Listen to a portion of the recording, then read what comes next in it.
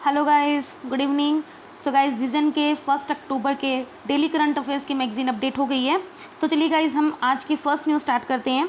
Environment pollution prevention and control authority submit report to Supreme Court on stubble burning.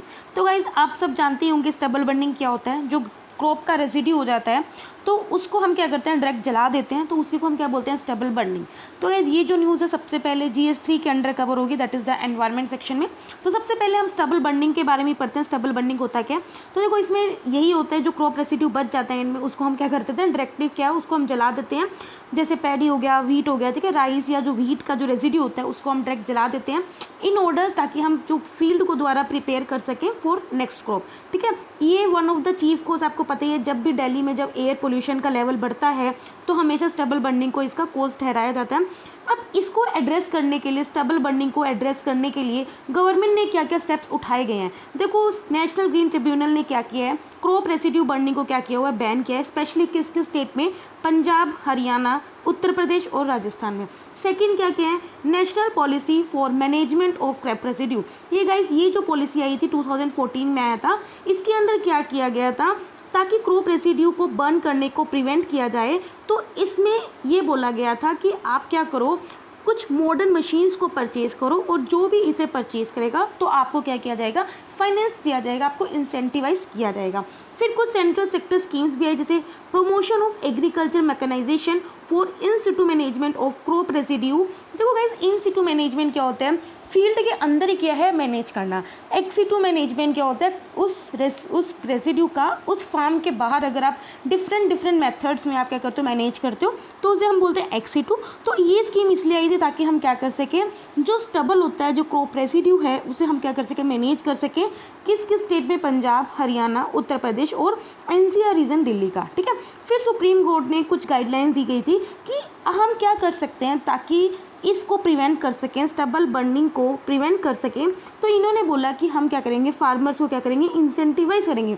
मतलब कि आप अपनी crop residue को ना जलाओ, इसके बदले में हम क्या करेंगे, आपको पैसे देंगे। ठीक है, तो यही है। चलो हम अब पढ़ते हैं न्यूज़ में क्या था। देखो, अभी क्या किया है, environment pollution prevention and control ने ये बोला है कि स्टबल रिमूवल के बदले उनको कॉस्ट देना, उनको पैसे देना, ये कोई अच्छा ऑप्शन नहीं है। It is not a viable option. और अगर फिर भी कोई ऐसे इंसेंटिव देना चाहता है तो वो स्टेट गवर्नमेंट अपनी तरफ से दे सकता है, लेकिन सेंट्रल गवर्नमेंट के लिए ये क्या है, एक अच्छा ऑप्शन नहीं है।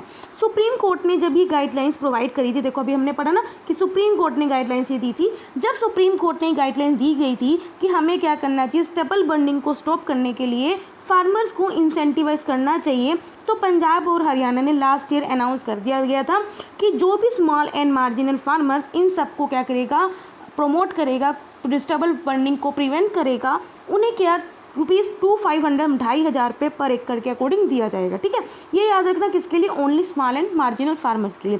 रीजंस क्या है स्टबल बर्निंग का, देखो सबसे पहले क्या है, अगर हम मैकेनाइजेशन, देखो गाइस, अब क्या है, मशीन से अगर हम क्या करते हैं, उस क्रॉप रेसिड्यू को साफ करते हैं, उसके बाद भी क्या है, कुछ ना कुछ जो स्मॉल साइज़ के जो पार्टिकल्स होते हैं वो जो खेत में रह जाते हैं, और उसको इकट्ठा करना बहुत ही मुश्किल होता है। ठीक है, mechanization leaves behind small stubble on the ground that is difficult to crack. उसके बाद के कुछ लॉज है, जैसे Punjab preservation of sub soil water act. इसके अंडर क्या है कि अभी क्या है, जो पैडी के ट्रांसप्लांटेशन है उसको डिले कर दिया गया है। देखो गाइस, जब आप राइस को मतलब कि जो चावल की फसल को जब आप बोते हो, उसका एक अल्टरनेटिव है पैडी ट्रांसप्लांटेशन। तो इस लॉ के अंदर क्या है, अभी इसके डेट को डिले किया गया है, जिस वजह से क्या है, फार्मर्स के पास अभी ऑप्शन नहीं है ट्रांसप्लांटेशन की टेक्निक को यूज़ करने का, तो इसलिए क्या है, वो स्टबल बर्निंग कर रहे हैं।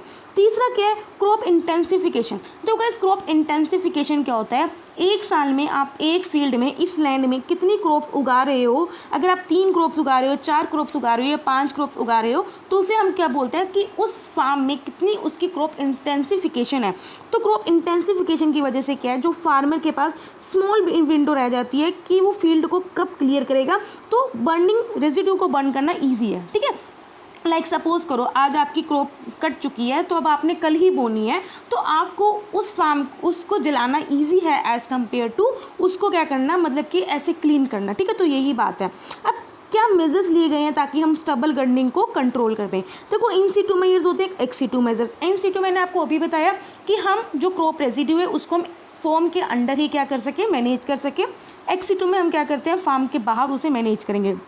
देखो गाइस एक्स सीटू में तो यही है कि आप जो स्टबल है, जो क्रॉप रेजिड्यू है, उसे डिफरेंट यूज़ कर सकते हो वेज में। जैसे गाय का जो फीड होता है, कैटल का फीड है, उसमें यूज़ कर सकते हो, एज अ मेन्यूर यूज़ कर सकते हो। रूरल एरिया में एज रूफिंग आप यूज़ कर सकते हो, बायोमास एनर्जी से प्रोड्यूस कर सकते हो, या फिर पैकिंग मटेरियल्स में भी उसे काम लगा सकते हो। इन सीटू मेजर्स में क्या है, आप क्या कर सकते हो, हैप्पी सीडर मशीन्स को यूज़ कर सकते हो। तो गाइस अगर आपने PT 365 पढ़ी होगी तो मैंने उसमें कराया भी है।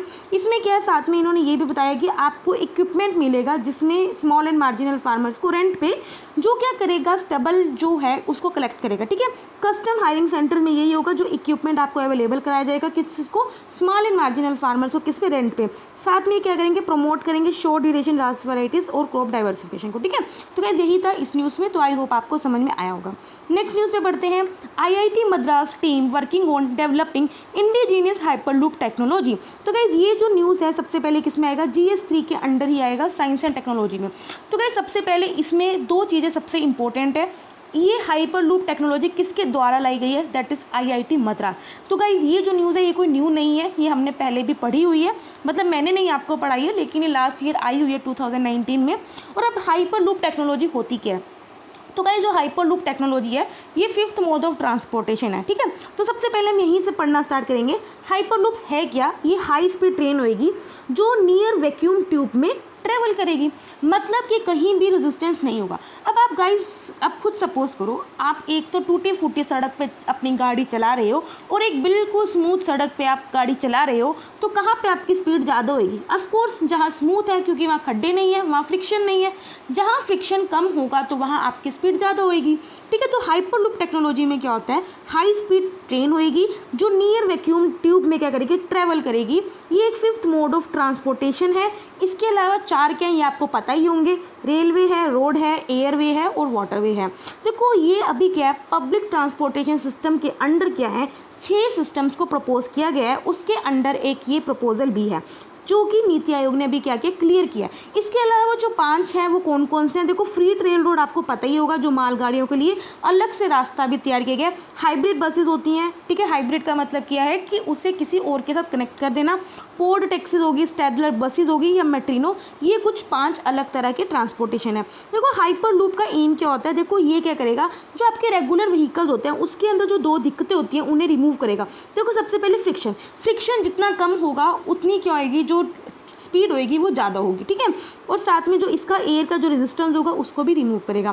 फ्रिक्शन के लिए क्या होएगा, जो पोर्ट होएगा ना वो अपने ट्रैक में एक तरह से दौड़ेगा, उड़ेगा। ठीक है, होवर्स मतलब कि दौड़ेगा एक तरह से, जैसे मैग्नेटिक लेविटेशन ट्रेन में होता है। और जो इसकी ट्यूब होएगी वो इसलिए यूज़ किया जाएगा ताकि जो एयर का रेजिस्टेंस होता है वो उसको रिड्यूस कर सके। तो अभी आप जैसे गाड़ी चला रहे हो नॉर्मल रोड में, तो एक एयर भी होती है जो आपको रेजिस्ट करती है। ठीक है, कभी आप देखना कि जब आप हवा की जहाँ पे हवा जिस डायरेक्शन में फ्लो करती है उस डायरेक्शन में अगर आप भागते हो तो आपकी स्पीड क्या होती है, रेजिस्ट करती है। और अगर आप उसके अपोजिट डायरेक्शन में भागते हो तो आपको एक पुश मिलता है, आपकी स्पीड बढ़ती है। तो उसी तरह क्या होता है, एयर का रेजिस्टेंस होता है। तो ये जो ट्यूब होएगी हाइपरलूप के अंदर, जिसमें वैक्यूम टाइप एक एटमॉस्फेयर होगा, तो इस ट्यूब का यही फायदा होएगा कि जो एयर का जो रेजिस्टेंस होएगा वो उसे क्या करेगी, रिमूव करेगी। ठीक है, तो हमने इसमें 2 चीज़ें हैं कि एक तो फ्रिक्शन को ये क्या करेगी, कम करेगी, और एयर के रेजिस्टेंस को रिमूव करेगी। अब जब एयर के रेजिस्टेंस को रिड्यूस कर देगी, इसकी वजह से जो इसकी स्पीड होएगी वो बहुत ज़्यादा होएगी, इवन कि more than 1000 kilometre per hour. अब आप सोच लो, मतलब कि 1 घंटे में वो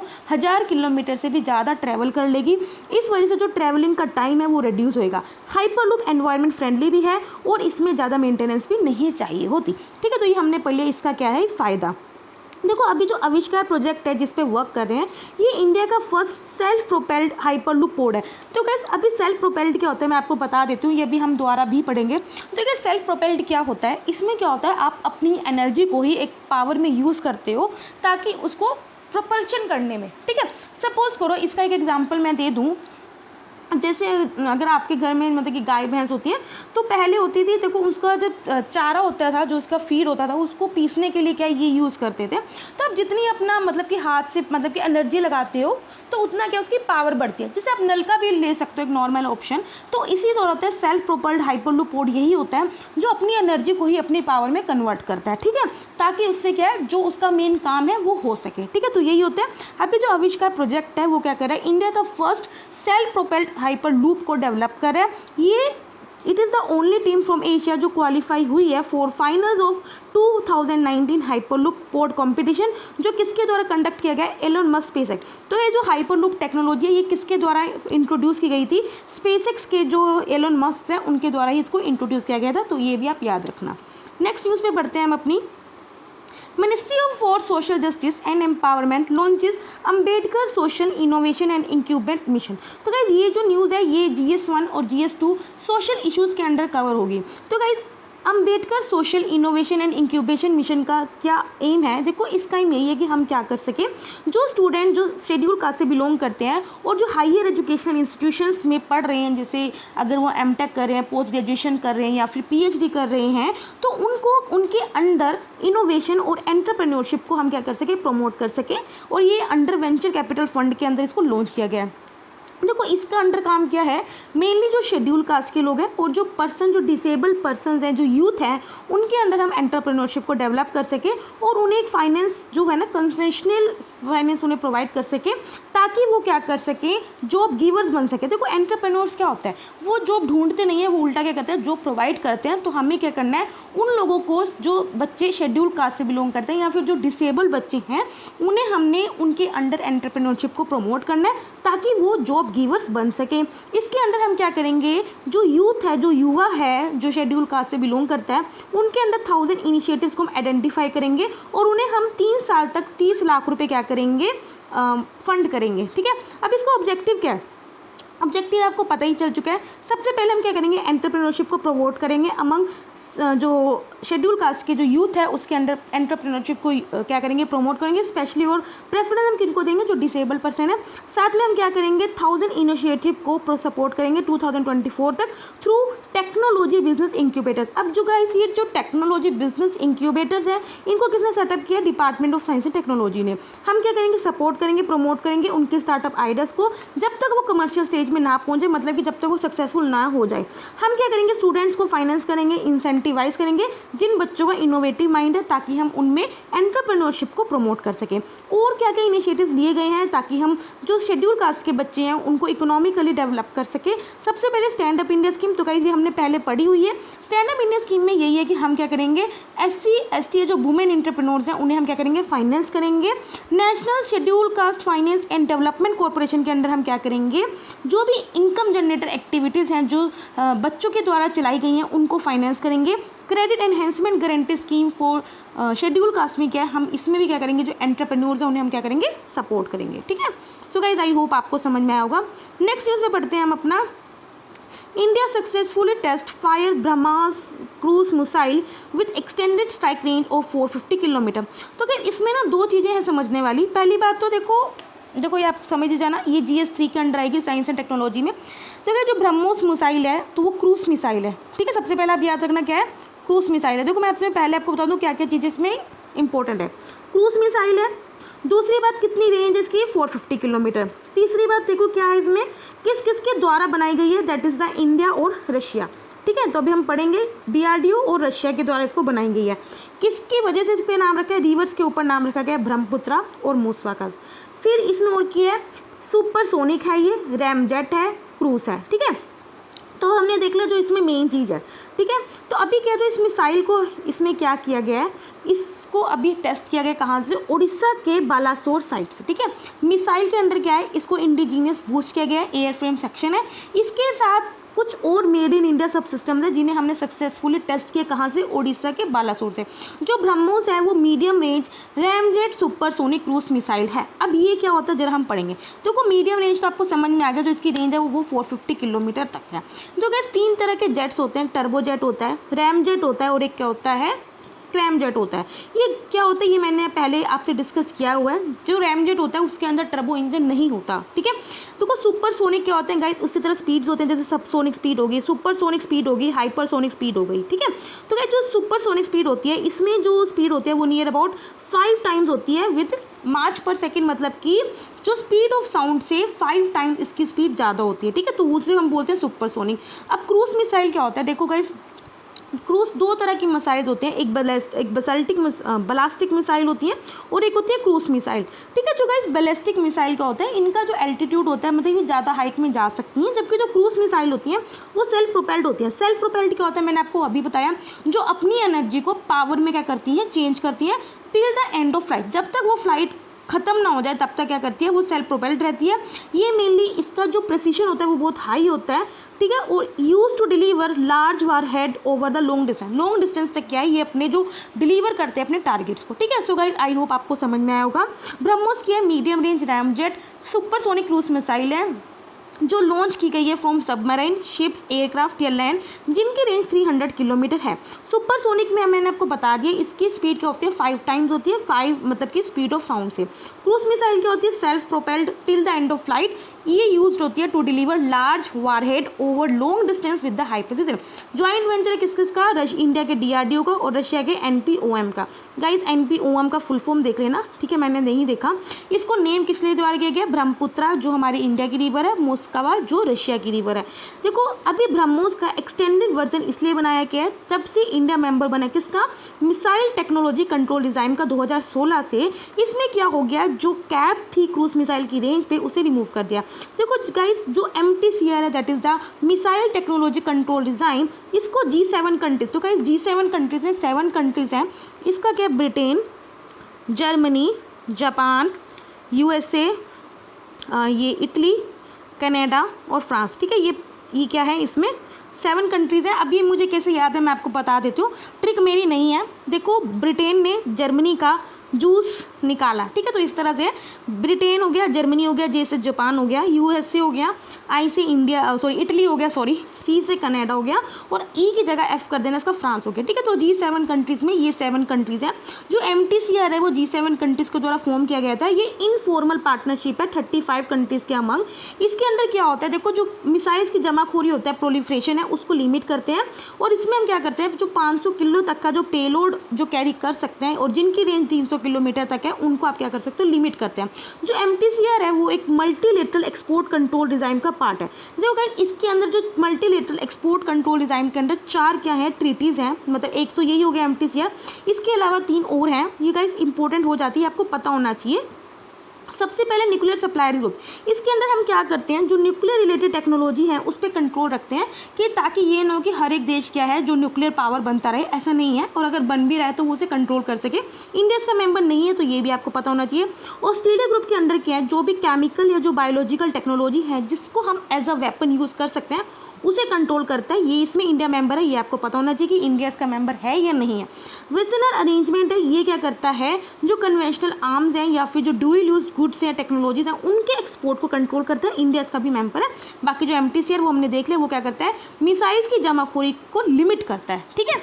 तो कहता आई होप आपको ये भी समझ में आया होगा। चलिए अब हम नेक्स्ट न्यूज़ पे पढ़ते हैं। India reports current account surplus for second state quarter at 3.9% of GDP in April to June. तो कहते ये हमने शायद पहले भी पढ़ा था। हमारा जो अभी फर्स्ट क्वार्टर था उसमें भी हमारा करंट अकाउंट सरप्लस देखने को मिला है, और सेकेंड क्वार्टर में भी अभी करंट अकाउंट सरप्लस देखने को मिला है, कितना, 3.9%। तो गाइस पहले मैं आपको अपनी भाषा में बता देती हूँ। 2 तरह के अकाउंट होते हैं, करंट अकाउंट होता है, एक होता है कैपिटल अकाउंट, ठीक है। अब देखो दोनों में अगर डेफिसिट हो जाए, करंट अकाउंट भी डेफिसिट में चला गया, कैपिटल अकाउंट भी डेफिसिट में चला गया, तो होता है BOP crisis, that is the balance of payment crisis. अब गाइस करंट अकाउंट में क्या क्या होता है, कैपिटल अकाउंट में क्या क्या होता है। देखो जो कैपिटल अकाउंट होता है इसमें मेनली हमारा जो FDI होता है, ठीक है, जो मेनली फॉरेन से जो हमारे इंडिया में इन्वेस्टमेंट होती है, या फॉरेन पोर्टफोलियो इन्वेस्टमेंट हो गया, ठीक है, या फिर जो एक्सटर्नल कमर्शियल बोरिंग्स हम कर रहे हैं, या फिर जो NRA के डिपॉजिट्स होते हैं, वो सब इसमें ऐड होता है, ठीक है। जो करंट अकाउंट होता है इसके अंदर क्या क्या कवर होता है, करंट अकाउंट में मेनली कवर होता है जो आप विजिबल गुड्स होते हैं, मतलब विजिबल गुड्स में जो आप ट्रेड कर रहे हो, जैसे गुड्स हो गए आपकी, ठीक है, चाहे कोई भी माल हो गया, उसका एक्सपोर्ट और इंपोर्ट का होता है। इनविजिबल क्या होता है, जैसे आपकी सर्विसेज होगी, जैसे आप मतलब कि BPO सर्विसेज दे रहे हो, IT सर्विसेज दे रहे हो, तो उसका एक्सपोर्ट और इंपोर्ट होता है। साथ में इसमें होते हैं नेट इनकम फैक्टर होता है, साथ में कुछ होता है रेमिटेंसेज या गिफ्ट।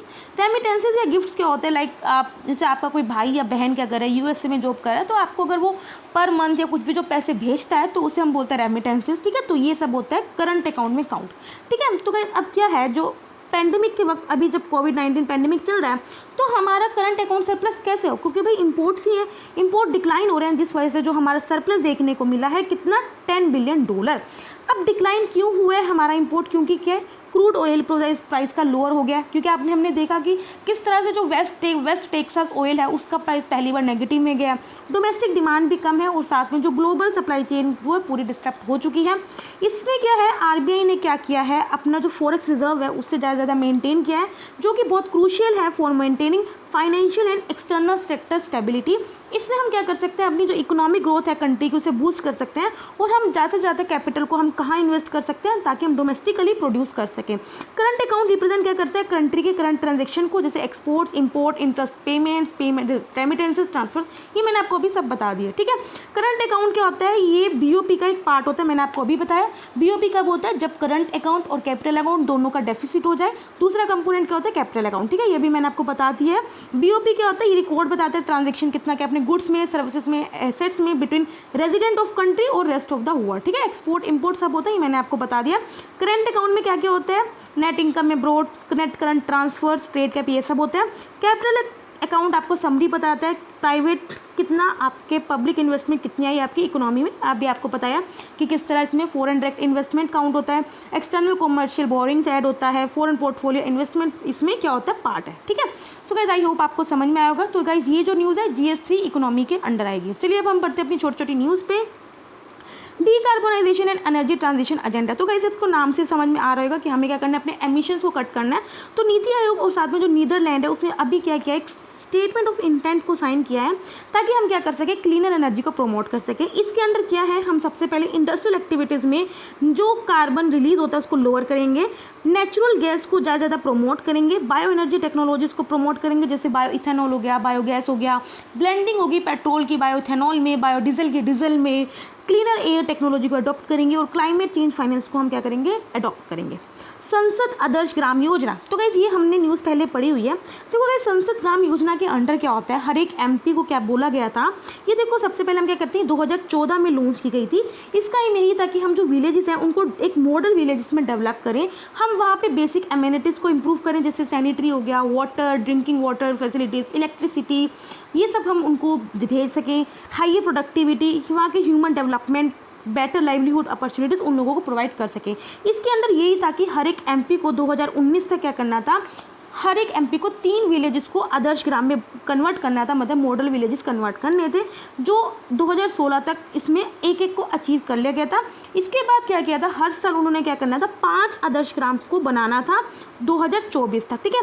स्कीम में कोई भी अलग से बजट एलोकेट नहीं किया गया था, इसमें यही था जो भी गवर्नमेंट स्कीम्स आएंगी उसके अंदर जो पैसा मिलेगा उसी को आप क्या कर सकते हो, इसमें यूज़ कर सकते हो। ट्रेजरी बिल्स क्या होते हैं गाइस, देखो 2 तरह के बिल्स होते हैं, एक तो ट्रेजरी बिल्स होते हैं, एक होता है डेटेड सिक्योरिटीज, जी सिक्योरिटीज। तो गाइस ट्रेजरी बिल्स वो होते हैं जो लेस देन 1 ईयर्स के लिए इशू होते हैं, और जो सिक्योरिटीज होते हैं, जी सिक्योरिटी जो गवर्नमेंट सिक्योरिटीज होती हैं, ये इसका जो पीरियड होता है वो ग्रेटर देन 1 ईयर होता है। जो गाइस ये याद रखना, ट्रेजरी बिल सिर्फ सेंट्रल गवर्नमेंट इशू कर सकती है, क्योंकि जो स्टेट गवर्नमेंट होती है वो शॉर्ट टाइम के लिए नहीं इशू कर सकती। जो स्टेट गवर्नमेंट होती है वो ओनली जी सिक्योरिटीज ही इशू कर सकती है, ठीक है। तो ट्रेजरी बिल्स कौन इशू करती है, गवर्नमेंट जब इशू करती है, जब उसे शॉर्ट पीरियड के लिए क्या चाहिए, मनी चाहिए। ये बिल इशूड कौन कर सकते हैं, ओनली सेंट्रल गवर्नमेंट, ये मैंने आपको बता दिया। और जो इस पर इंटरेस्ट होता है वो मार्केट ही डिटरमाइन करती है। ट्रेजरी बिल्स क्या होते हैं, 0 कूपन सिक्योरिटीज भी होते हैं, और कभी कभी इन्हें कुछ भी इंटरेस्ट नहीं पे करना पड़ता, इवन कि वो डिस्काउंट में इशू भी होती हैं और रिडीम्ड होती है at face value at the maturity. At present देखा जाए जो ट्रेजरी बिल्स है वो 3 मैच्योरिटीज़ में इशू होती है, मतलब 91 डेज़ के लिए, 182 डेज़ के लिए और 364 डेज़ के लिए। आगे बढ़ते हैं, recommendatory dietary allowances and nutrient requirement report. देखो आपको नाम से पता चल रहा होगा, इसमें यही है कि एक अडल्ट को अपने कितनी पर डे में कितना डाइट रिक्वायरमेंट चाहिए, कितने न्यूट्रिएंट उन्हें चाहिए। तो अभी जो रिपोर्ट किसने प्रिपेयर करी है, ICMR और साथ में नेशनल इंस्टीट्यूट ऑफ न्यूट्रिशन ने मिलकर रिपोर्ट ने अभी क्या किया है, जो एडल्ट मैन और एडल्ट वुमेन को जो एज है उसको रीडिफाइन किया, जो पहले 20 to 39 था उसको करके 19 to 39 कर दिया। बॉडी वेट को भी इन्होंने क्या किया है, थोड़ा मतलब कि बढ़ाया है। मेल्स का बोला कि 65 kg होना चाहिए आइडल वेट, और फीमेल का 55 kg होना चाहिए, जो पहले 60 और 50 kg था। रिकमेंडेड डाइटरी अलाउंसेस में इन्होंने क्या किया, जो सीरियल, लेग्यूम और मिल्क की जो कंपोजिशन है उसे मॉडिफाई करके कितना करा, 3:1:2.5, जो पहले कितनी थी 11:1:3 था। साथ में इन्होंने ये भी बताया कि एक अडल्ट मेल या अडल्ट फीमेल को दिन में 400 ग्राम कितने लेने चाहिए, फ्रूट्स और वेजिटेबल्स लेने चाहिए to obtain sufficient amounts of antioxidant nutrients. CSIR ने अभी क्या किया है, एक technologies for rural development launch किया है। देखो जो टेक्नोलॉजी लॉन्च किया है वो किसका जॉइंट इनिशिएटिव है, CSIR का, उन्नत भारत अभियान का, IIT दिल्ली का और विजाना भारत का। देखो टेक्नोलॉजीज इसलिए लॉन्च की गई है ताकि हम क्या कर सकें, देखो जो मधुमक्खियाँ होती हैं उनको इम्प्रूव कर सकें, उनके छत्ते को इम्प्रूव कर सकें, ताकि वहाँ से जो शहद कलेक्ट होता है उसकी क्वालिटी अच्छी हो सके और हाइजीनिक, हम उसको हाइजीनिक एक हाइजीन बना के रखें, उससे में एक्सट्रैक्ट कर सकें कि हम जिंजर पेस्ट को मैन्युफैक्चर कर सकें, जो फूड और जो एग्रीकल्चर प्रोडक्ट्स हैं उसको हम इजीली क्या कर सकें, ड्राई कर सकें। इस टेक्नोलॉजीज़ को हम रूरल एरियाज़ में डिप्लॉय करेंगे ताकि हम वहाँ पे डेवलपमेंट भी कर सकें और वहाँ पे लाइवलीहुड जनरेट भी कर सकें और सस्टेनेबल डेवलपमेंट गोल्स हैं उन्हें भी अचीव कर सकें।